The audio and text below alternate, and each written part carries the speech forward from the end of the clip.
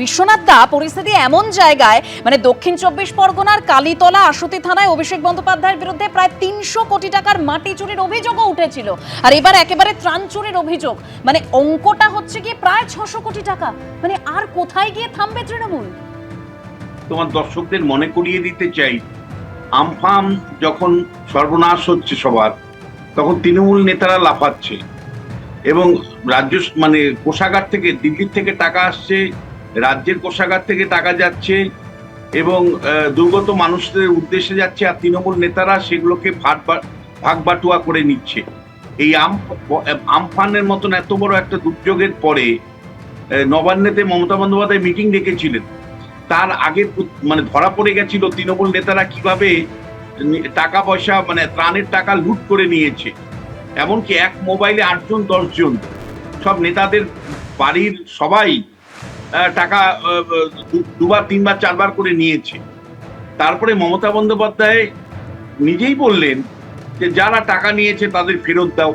আমরা প্রশ্ন তুলেছিলাম, টাকা যারা নিয়েছে তাদের তো আপনার জেলে পাঠানো উচিত ছিল মমতা বন্দ্যোপাধ্যায়। আপনি তাদেরকে জেলে না পাঠিয়ে আপনি বাবুসোনার মতন করে কথা বলে বলছেন যারা আমফানের ত্রাণের টাকা নিয়েছেন তারা টাকা ফেরত দিন। সেদিন মমতা বন্দ্যোপাধ্যায় যদি কঠোর হতে পারতেন, সেদিন মমতা বন্দ্যোপাধ্যায় যদি তার নেতাদেরকে শাস্তি দিতে পারতেন, তাহলে তো আজকে এই দিন দেখতে হতো না। কিন্তু তিনি সেই সমস্ত অন্যায়গুলোকে দিনের পর দিন প্রশ্রয় দিয়েছেন, আশ্রয় করেছেন এবং যে ডায়মন্ড হারবার মডেল অভিষেক বন্দ্যোপাধ্যায় বলেন, সেই ডায়মন্ড হারবারে বিস্তীর্ণ অঞ্চলে ব্যাপক ত্রাণের টাকা লুট হয়েছে, জমির মানে মাটি লুট হয়েছে। এগুলো দিনের পর দিন অভিযোগ। আজকে মানে যিনি ডায়মন্ড হারবারের বিজেপির প্রার্থী ছিলেন ববি, আজকে অভিজিৎ বাবু এই অভিযোগগুলো করছে না। এই অভিযোগগুলো লাস্ট কয়েক বছর ধরে উনি লাগাতার করছেন, তার জন্য ওনাকে নানাভাবে আক্রান্ত হতে হয়েছে। কিন্তু মমতা বন্দ্যোপাধ্যায় কিন্তু একবারের জন্য রাজধর্ম পালন করতে এগিয়ে আসেননি। তিনি ধরেই নিয়েছিলেন যে আমার ছেলে পেলেগুলো কিছু একটু করে খাচ্ছে, একটু করে খেতে দাও, আমি কেবলমাত্র একটা দুটো বার্তা দেওয়ার দরকার দিয়ে দিলাম যে আমফানের টাকা যারা নিয়েছে একটু করে খাওয়ার ক্ষমতাটা হচ্ছে কি প্রায় 600 কোটি টাকা। মানে একটা জেলা, গোটাটা নয়, একটা জেলার একটা অংশে, সেখানে অঙ্কটা হচ্ছে কি দুর্নীতির প্রায় 600 কোটি টাকা। একেবারে বিপুল পরিমাণে টাকা। আমি তো বলছি যে মানে 24 পরগনায় কার্যত তৃণমূলের নেতারা লুটে পুটে খেয়েছে। তাতে কে না ছিল, মানে একেবারে পদাধিকারী থেকে শুরু করে নেতা মন্ত্রী সবাই ছিল। এবং তারপরে ওই ধরনের ত্রাণের টাকা লুট করবার পরে মানে মমতা বন্দ্যোপাধ্যায় সামান্যতম কারোর বিরুদ্ধে ব্যবস্থা নেয়নি। আর সর্বদলীয় বৈঠকে সিদ্ধান্ত হয়েছিল যে যাদেরকে টাকা দেওয়া হয়েছে, যাদের নামে, তাদের লিস্টটা পঞ্চায়েত অফিসে টাঙিয়ে দেওয়া হবে। সেটা টাঙিয়ে দেননি মমতা বন্দ্যোপাধ্যায়, দিলে তো আরো লজ্জা। কিন্তু সংবাদ মাধ্যমে যে রিপোর্ট প্রকাশ পেয়েছিল তাতে তৃণমূলের নেতারা ত্রাণের টাকা এক একজন মানে এক একটা মোবাইল নাম্বার ব্যবহার করে, আধার নাম্বার ব্যবহার করে 8টা 10টা করে 8 জন 10 জনের টাকা তুলেছে, বাড়ির প্রত্যেকের টাকা তুলেছে। এইভাবে লুট করে গরিব মানুষেরকে নিঃস্ব করেছে তৃণমূল কংগ্রেস। গরিব মানুষের টাকা যারা নিঃস্ব করেছে তাদের নিঃশ্বাস লাগবে না, তাদের অভিশাপ লাগবে না। আজকে মমতা বন্দ্যোপাধ্যায় যে নির্বংশ হয়ে যাচ্ছে, শেষ হয়ে যাচ্ছে গরিব মানুষের চোখের জলের জন্য। দিনের পর দিন গরিব মানুষকে যখন লুট করেছে, তখন কালীঘাটে বসে মমতা বন্দ্যোপাধ্যায়ের পর্দার মানে লাগানো ছিল, চোখের পর্দা লাগানো ছিল। টেলিভিশন থেকে শুরু করে সংবাদ মাধ্যম যখন এগুলো তুলে ধরেছে, তখন বলেছে কুৎসা করবেন না, রটনা করবেন না, অমুক খবরের কাগজ পড়বেন না, অমুক টেলিভিশন দেখবেন না, আর মিথ্যে মামলা করে সাংবাদিকদেরকে হয়রানি করেছে। এই তো ছিল মমতা বন্দ্যোপাধ্যায়, এই তো ছিল তার শাসন ব্যবস্থা। মানে চোখের জল মানুষ ফেলেছে দিনের পর দিন তার শাসন ব্যবস্থায়। সেই চোখের জল, সেই দীর্ঘ নিঃশ্বাস আজকে মমতা বন্দ্যোপাধ্যায়কে সর্বনাশ করে দিচ্ছে। আজকে তাকে বলা যায় নির্বংশ করে দিচ্ছে। দলের মধ্যে কেউ নেই, দলের সবাই তাকে বিরোধিতা করছে, দলের সবাই সাবান্তর করছে। মানে পরিষদীয় দল ভেঙে গেছে, তার সংসদীয় দল ভেঙে গেছে, তার মেয়র থেকে শুরু করে নির্বাচিত জনপ্রতিনিধিরা সব দেখুন এখানে পদত্যাগ নিঃসন্দেহে করে এই যাচ্ছে। প্রশ্নের উত্তর এখানে তৃণমূলের মুখপাত্র অনির্বাণ রয়েছে, অনির্বাণ দেবে, কিন্তু আমি বলছি শুধুমাত্র যারা ধরুন জীবিত ছিল তাদের একেবারে জীবিত যারা মানে তারা ত্রাণের জন্য যারা হাহাকার করেছে দুর্গতরা, শুধু এই যে দুর্নীতির যে চক্র তার মধ্যে শুধু তারা পড়েছেন এমনটা নয়, যারা প্রাণ হারিয়েছেন, মৃত এই ইহলোক ছেড়ে চলে গেছেন, তারাও পর্যন্ত তৃণমূলের এই দুর্নীতি থেকে তারা পার পায়নি। আপনাদের মনে থাকবে মুখ্যমন্ত্রী থাকাকালীন মমতা বন্দ্যোপাধ্যায় কি বলেছিলেন তার দলের কর্মীদের উদ্দেশ্য করে, যে সমব্যথীর 2000 টাকা থেকে 200 টাকা কাটমানি নিতে হবে, সমব্যথী দেওয়া হতো শেষকৃত্য যাতে করতে পারেন একেবারে গরিব মানুষ তাদের সাহায্যের জন্য, সেখান থেকে পর্যন্ত তৃণমূল কংগ্রেস টাকা নিয়েছে বলে এটা কোনো বিরোধী নয়, খোদ তৎকালীন মুখ্যমন্ত্রী মমতা বন্দ্যোপাধ্যায় করেছিলেন।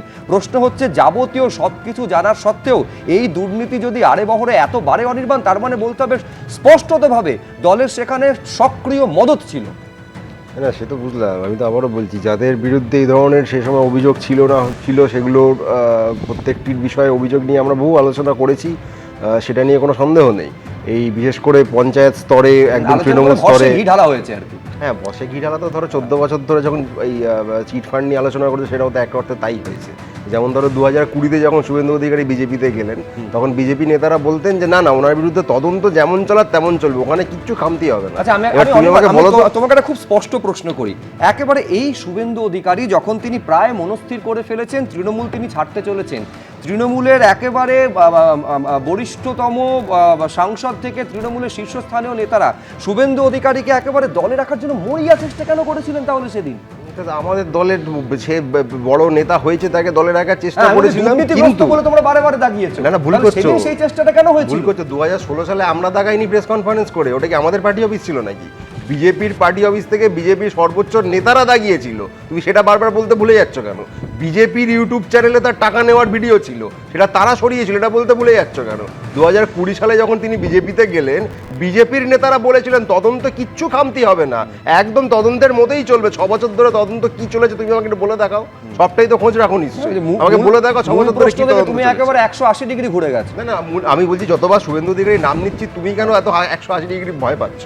এটা আমাকে তার বলো। উত্তর দেওয়ার জন্য এখানে স্বপনদা বসে আছেন, কিন্তু আমি বলছি মূল প্রশ্ন থেকে বারে বারে তুমি উল্টো দিকে কেন চলে যাচ্ছ? উত্তরই আমি অস্বস্তি দিচ্ছি। বাড়ছে বুঝতে পারছি। অস্বস্তির আমাদের কিচ্ছু নেই, আমরা এখন সরকারে নেই, যারা আছে যিনি তার মাথা, সরকারের যিনি মাথা, যেই দলের লোকই তাকে চোর বলেছিল, আমরা বলিনি। আজকে তৃণমূলে থাকলে চোর, বিজেপিতে গেলেই সে সাধু কি করে হয়ে যায়, আমরা তো এই সিক্রেটটাই জানতে চাইছি। এখানে বারবার আমাদের একটাই কথা, তদন্ত 100 বার হওয়া উচিত। বিশ্বনাথ দা এত পরিষ্কার স্পষ্ট ভাষায় যাত্রাপালা সংলাপের মতো করে আমাদের সব বুঝিয়ে দিলেন, শুধু একটা প্রশ্নের উত্তর দিলেন না, বিজেপিতে যাওয়া তৃণমূল সে ভালো না সে খারাপ, এই উত্তরটা আমি সরাসরি চাই। তৃণমূল তো খুব খারাপ দল, সেখানে এবার তৃণমূলে থাকাকালীন খারাপ আর বিজেপিতে চলে গেলেই ভালো করছেন। হ্যাঁ, আমার প্রশ্ন হচ্ছে যে বালির মধ্যে মুখ গুজে সত্যকে তুমি লুকিয়ে থাকার, আমি বলছি অন্ধ হলে কি প্রলয় বন্ধ হয়ে যায় নাকি? এই জিনিসগুলো দিনের পর দিন ঘটে গেছে, আজকে এই উত্তরগুলো দিতে তো হবে। তৃণমূলের মুখপাত্র হিসাবে আজকে এড়িয়ে যাওয়ার চেষ্টা করলে তো হবে না নির্বাণ। একদম এড়িয়ে যাচ্ছি না তো, আমি তো আবারও বলছি বিজেপি প্রেস কনফারেন্স করে শুভেন্দু অধিকারীকে চোর বলেছিল, হ্যাঁ কি না? আমি প্রথমেই ক্লিয়ার করে দিই, নারদা স্ট্রিং অপারেশনে যে তথ্য উঠে এসেছিল, যারা এই ইনভেস্টিগেশনটা করেছিল, এই স্ট্রিং অপারেশনটা করেছিল, তারা যে ভিডিওটা দেখিয়েছিল বা দিয়েছিল তার ভিত্তিতে আমরা প্রেস কনফারেন্স করেছিলাম আমাদের দলের অফিসে এ ঘটনা। আর এই প্রেস কনফারেন্সটা প্রথম যিনি করেছিলেন তার নাম জয়প্রকাশ মজুমদার, তিনি এখন তৃণমূলে। এক সেকেন্ড বাবা, বলতে দাও, তুমি অনেকক্ষণ বলেছো, আমি তোমাকে এ করি আবার তোমার উত্তর নেব, তো বললে। নাম্বার 2, শুভেন্দু অধিকারী সম্পর্কে, তার সম্পর্কে সবচেয়ে বেশি অভিযোগ তৃণমূল কংগ্রেস করেছে, কিন্তু আজ পর্যন্ত তৃণমূল কংগ্রেস একটা কোনো তথ্য প্রমাণ দিয়ে তার বিরুদ্ধে অভিযোগ আনেনি। আর নারদা কেসের শুধু শুভেন্দু অধিকারী একা নন, আরও অনেক তৃণমূল কংগ্রেসের নেতার নাম সেখানে জড়িয়েছিল, অনেক। একজনকে আমরা নয় ওকে দলে নিলাম, তৃণমূল কংগ্রেস একজনকেও দল থেকে বের করে দেয়নি, যে তাদেরকেও টিকিট দিয়েছে। ইনভেস্টিগেশন হবে, তাতে যা বেরোবে, ইনভেস্টিগেশন এখনো চলছে, হবে, চলছে, অনেক সময় লাগে। 15 বছর ধরে পাপ, আমাদেরকে একটু সময় দিতে হবে সব পাপ মুক্ত করতে গেলে। একদম তদন্ত চলবে সেই কথা বলছেন স্বপনদা। এবার জালিয়াতি বা দুর্নীতির কথা বলছিলাম, সেই জালিয়াতি আরো একটা জায়গায় হয়েছে। আমরা জানি বিধানসভায় একেবারে বিরোধী দলনেতা এবং ডেপুটি লিডার চিফ হুইপ কারা হবেন সেইখানে সই জালিয়াতি কাণ্ডেও একেবারে কি তদন্ত হচ্ছে। এবং শনিবার অর্থাৎ আজকে আমরা কি দেখলাম, যে শোভনদেব চট্টোপাধ্যায়ের বাড়িতে এলো সিআইডি, প্রায় আধ ঘন্টা ধরে সেখানে জিজ্ঞাসাবাদ চলে। দেখুন, বিধানসভা স্পিকারের সিদ্ধান্তে কোনো হস্তক্ষেপ করেনি কলকাতা হাইকোর্ট, যার ফলে শোভনদেব চট্টোপাধ্যায় নন, বিরোধী দলনেতা পদেই বহাল রয়েছেন ঋতব্রত বন্দ্যোপাধ্যায়। আরও একটা ধাক্কা খেয়েছে কালীঘাট তৃণমূল। এসবের মাঝেই সই জালিয়াতি কাণ্ডে শনিবার শোভনদেব চট্টোপাধ্যায়ের বাড়িতে গেল সিআইডি। এই দিন সকাল 11টা নাগাদ বালিগঞ্জের বিধায়ক শোভনদেব চট্টোপাধ্যায়ের ভবানীপুরের বাড়িতে আসেন সিআইডি আধিকারিকেরা। প্রায় আধ ঘন্টা ধরে চলে জিজ্ঞাসাবাদ। পরিষদীয় দলনেতা যাকে ঠিক করা হয়েছিল শোভনদেব চট্টোপাধ্যায়কে, সেই শোভনদেব চট্টোপাধ্যায় একেবারে ভবানীপুরের যে বাড়ি, আমার সহকর্মী অভিজিৎ দত্ত দেখাচ্ছে ভবানীপুর এই যে বাড়ি, সেই বাড়িতে সিআইডির টিমের সদস্যরা আসেন। প্রায় আধ ঘন্টা শোভনদেব চট্টোপাধ্যায়ের বাড়িতে থাকেন হচ্ছে সিআইডির টিমের সদস্যরা। শোভনদেব চট্টোপাধ্যায়ের সঙ্গে কথা বলেন এবং জিজ্ঞাসাবাদ করেন। 200% সহযোগিতা করেছি, আগামী দিনেও করব। যারা করেছেন, কমপ্লেন করতে গেছেন স্পিকারের কাছে, তারাই এগুলো করে দিয়ে গেছেন। বিধানসভা স্পিকারকে চিঠি দিয়ে অভিষেক বন্দ্যোপাধ্যায় জানিয়েছিলেন বিরোধী দলনেতা হিসেবে শোভনদেব চট্টোপাধ্যায়কে বেছে নেওয়া হয়েছে। এরপর বিধানসভার স্পিকার নির্দেশ দেন যে বৈঠকে শোভনদেব চট্টোপাধ্যায়কে বিরোধী দলনেতা হিসেবে মনোনীত করা হয়েছে, সেই বৈঠকের প্রস্তাব বিধায়কদের সই সহ বিধানসভায় জমা দিতে হবে। সেই মতো বিধায়কদের সই সহ একটি চিঠি পাঠান অভিষেক বন্দ্যোপাধ্যায়। সেখানে 70 জন বিধায়কের সই থাকলেও তার মধ্যেই একাধিক সই জাল বলে অভিযোগ ওঠে। কালীঘাট তৃণমূলের তরফে পাঠানো রেজলিউশন বুকেও 70 জন বিধায়কের সইয়ের শুরুতেই নাম ছিল শোভনদেব চট্টোপাধ্যায়। এই মর্মে ফিরহাদ হাকিম থেকে শুরু করে নয়না বন্দ্যোপাধ্যায় সহ একাধিক বিধায়ককে জিজ্ঞাসাবাদ করে সিআইডি। যদিও অনেকেই দাবি করেছেন সই তারা করেননি। আমাকে দেখালেন সিগনেচারটা, তো সিগনেচারটা দেখে আমি অবাক হলাম যে এই সিগনেচারটা আমি তো করিনি। আমার যে সিগনেচারটা আমাকে দেখিয়েছে সিআইডি, সেই সিগনেচারটা আমার নয়। সিআইডি সূত্রে দাবি, যে তৃণমূল বিধায়করা সই করেছিলেন তাদের বয়ান রেকর্ড করা হয়েছে, হাতের লেখা পরীক্ষা করা হয়েছে। 3 জন জানিয়েছেন তারা সই করেননি। যদিও এদিন সিআইডির মুখোমুখি হওয়ার পর সই জালিয়াতি কাণ্ডের নাম না করে ঋতব্রত তৃণমূলের দিকে আঙুল তুলেছেন শোভনদেব চট্টোপাধ্যায়। অবিশ্বাসের জায়গায় ছিল না কেউই, আমরা সকলকে বিশ্বাস করে মিটিংয়ে ডেকেছিলাম। তারা কারা করে দিয়ে গেছে, যারা তাড়াতাড়ি চলে গেছে জাল সইটা করে দিয়েই চলে গেছেন সোজাসুজি স্পিকারের কাছে। ছিল তো উপস্থিত, তারিখের মিটিংয়ে সবাই ছিল, একজন মাত্র ছিল না, যেটা আমি যতদূর জানি। সই জালিয়াতি মামলায় পরপর দুবার সিআইডির ম্যারাথন জিজ্ঞাসাবাদের সম্মুখীন হন অভিষেক বন্দ্যোপাধ্যায়। কুণাল ঘোষের মুখোমুখি বসেও জিজ্ঞাসাবাদ করা হয় তাকে। আসল রেজলিউশন বুকের খোঁজে তল্লাশিও চালানো হয় মমতা বন্দ্যোপাধ্যায়ের বাড়ি লাগোয়া পার্টি অফিসে। আর এবার সেই মামলার এই তদন্তের সাক্ষী হিসেবে বালিগঞ্জের তৃণমূল বিধায়কের বাড়িতে গেল সিআইডি। সিআইডি তদন্তের আওতায় তাকে তো আনবেই, কারণ তার নামেই সইটা হয়েছিল, তার পক্ষে সইটা হয়েছিল, তো তাকে তো জিজ্ঞেস করবে। তো খারাপ লাগছে, কিন্তু বাংলায় একটা কথা আছে, বলে না, সৎসঙ্গে স্বর্গবাস, অসৎসঙ্গে নরকবাস। এখন সই জালিয়াতির শিকড় কত গভীরে সেটাই দেখার। পার্থপ্রতিম ঘোষ ও আবির দত্তর রিপোর্ট, এবিপি আনন্দ, কলকাতা। দেখুন, গোটা বিষয়টা একেবারে দুধ কা দুধ পানি কা পানি হয়ে যেত যদি আসল রেজলিউশন বুক এইটা যদি পাওয়া যেত, যেটা এখনো পর্যন্ত পাওয়া যায়নি। আমি এইটা নিয়ে রাজগোপাল ধর চক্রবর্তীর কাছে আসব। এক হচ্ছে যে বিরোধী দলনেতা হিসাবে কোনো রকম হস্তক্ষেপ, যেটা শোভনদেব চট্টোপাধ্যায় হাইকোর্টে মামলা করেছিলেন, হাইকোর্ট করেনি, ফলে কার্যত সেখানে ধাক্কা খেয়েছে কালীঘাট তৃণমূল কংগ্রেস।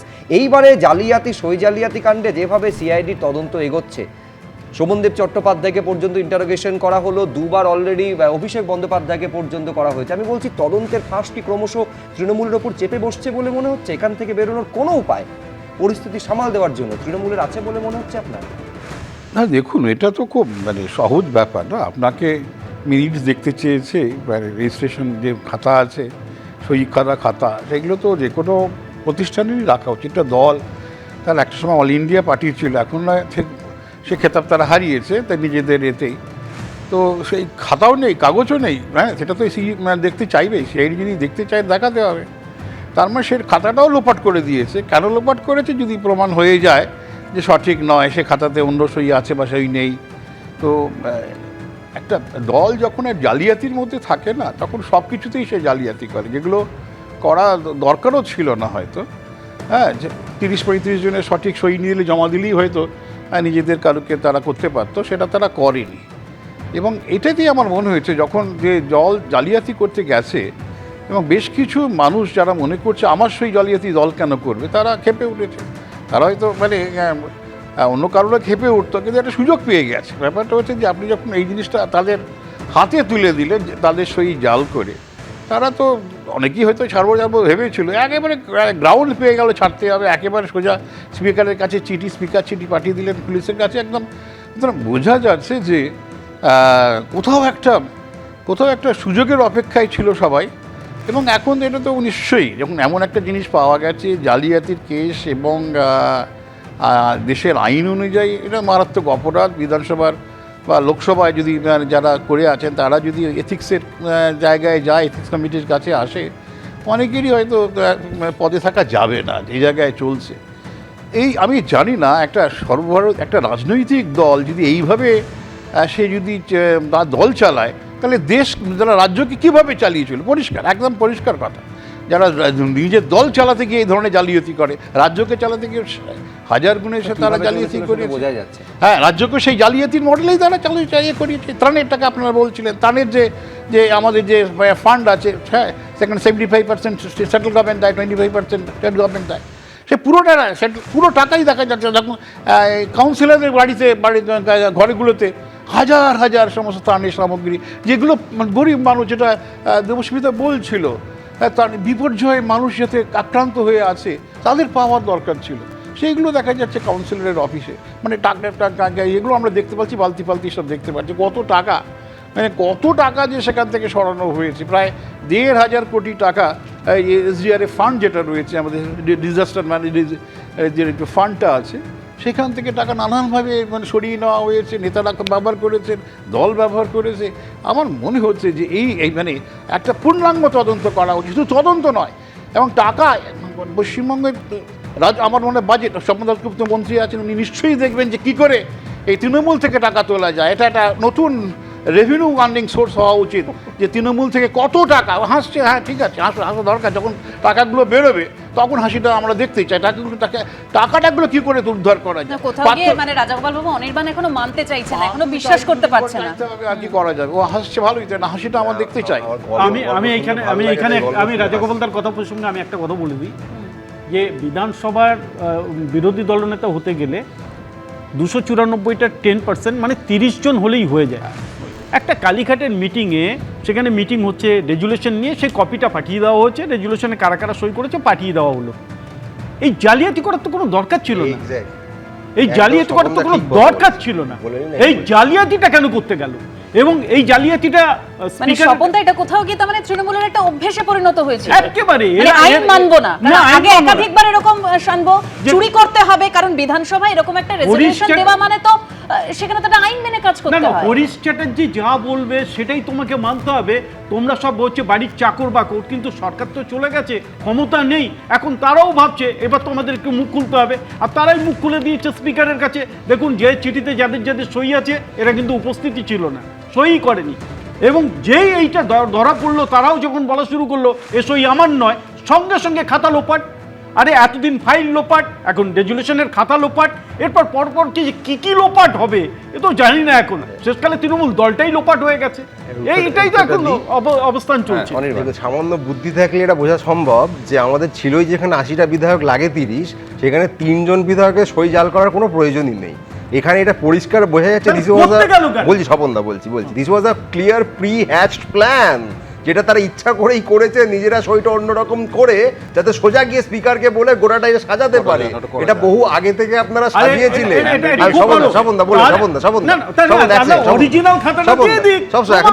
যা তদন্তে যা করবা সব করাবে, শুনে নিন না।